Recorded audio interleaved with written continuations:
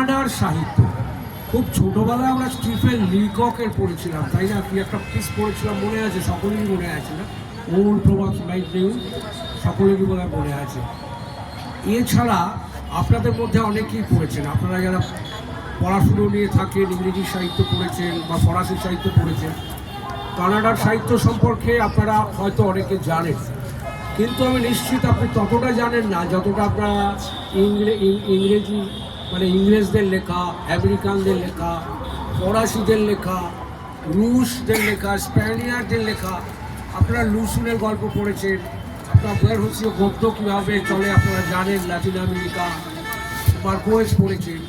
কানাডার সাহিত্য সম্পর্কে আপনাদের খুব একটা মানে সবাই যে অনেক বেশি জানে হয়তো না, আমি তো জানতামই না খুব একটা বেশি। ওই যে বললাম না, লেখক পর্যন্ত তো।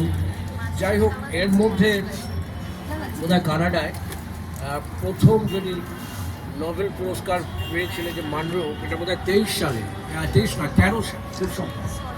তখন কানাডা সাহিত্য নিয়ে কিছুটা আলোচনা হয়েছিল।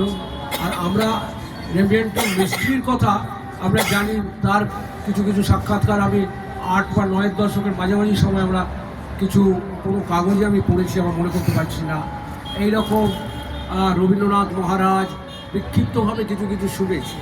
তো কানাডা আসলে অভিবাসীদের দেশ, বিভিন্ন দেশের মানুষরা সেখানে গেছেন।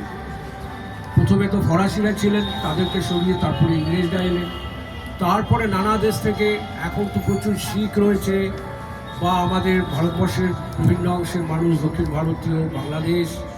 আর যিনি লিখেছেন বইটা, সুব্রত কুমার দাস, তিনি কিন্তু বাংলাদেশের মানুষ, বাংলাদেশের নাগরিক, ওখানকার একজন বিশিষ্ট সাহিত্যিক। তো এরকম নানা আফগানিস্তানের লোক, পাকিস্তানের লোক, এবং তারা শুধু ওখানে মানে অধিবাসী হিসেবে আছেন, খান দান চাকরি বাকরি করেন, এটুকুই নয়, সাহিত্যেতেও কিন্তু তাদের অবদান আছে। এই বইটি চমকপ্রদ একটি বই।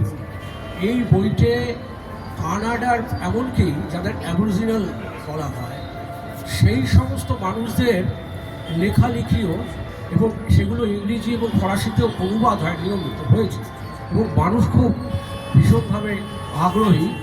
এখানে একজনের নাম আমি এখানে নোট করেছিলাম, তিনি কিন্তু একজন পাঞ্জাবি। হ্যাঁ, যিনি তার প্রথম বই, এইটা আমি পড়তে নোট করেছিলাম, আমি ভুলে যাই বলে, রুপি কৌ, খুব বেশি বয়স নয়, তার প্রথম বই 1 মিলিয়ন কপিস বিক্রি হয়েছে। রুপি কৌ নাম শুনেই বুঝতে পারা যায় তিনি কিন্তু একজন পাঞ্জাবি। তিনি ওখানে গিয়ে আছেন বা ওখানে থাকছেন, ওখানকার সাহিত্যের সঙ্গে জড়িয়ে পড়েছেন, তারা লিখছেন মূলত ইংরেজি এবং ফরাসি, অন্য ভাষাতেও আছে। তো এই রুপি কৌ, সেইটা আমি এই বই থেকে পেয়েছি।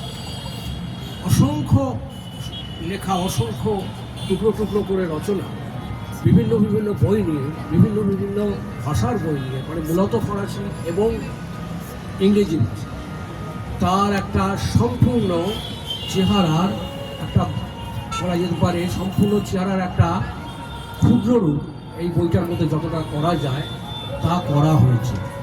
আমি সুব্রত কুমার দাসকে ভীষণভাবে মানে বলবো যে আমরা কৃতজ্ঞ ওর প্রতি, যে আমাদের থেকে অনেক দূরে থেকে, এবং আমাদের দেশের মানুষ না হলেও তিনি আমাদেরকে এই বইটি প্রকাশ করতে অনুমতি দিয়েছেন। আমাদের পক্ষে খুব সৌভাগ্য। প্রথমে যতটা আলাদা করে ভেবেছিলাম, প্রকাশের পরে আরও বেশি করে আমরা যখন নিজেদের সঙ্গে জড়িয়ে পড়ি, আমরা দেখলাম খুঁজে, তখন মনে হচ্ছে সত্যি এটা বোধহয় আমরা একটা ভালো কাজ করার সুযোগ পেয়েছি। আপনারা যদি পারেন এই বইটা পড়ে দেখবেন, যে কানাডার লেখকরাও যে কত শক্তিশালী লেখক, পড়ে দেখবেন। বই এখানেও আছে, 2-1টি বোধহয় আছে, কেউ এখান থেকেও নিতে পারে। আচ্ছা, এরপরে আসছি অসম্ভবের শিল্প। এর লেখক হচ্ছেন সুমন গুণ। সুমন গুণ সম্পর্কে বলার কিছু নেই, সাহিত্য জগতে যারা আছেন, এই স্বনামখ্যাত গবেষক, লেখক, কবি, তাকে আপনারা চেনেন। এই সুমন গুণ আপনারা জানেন।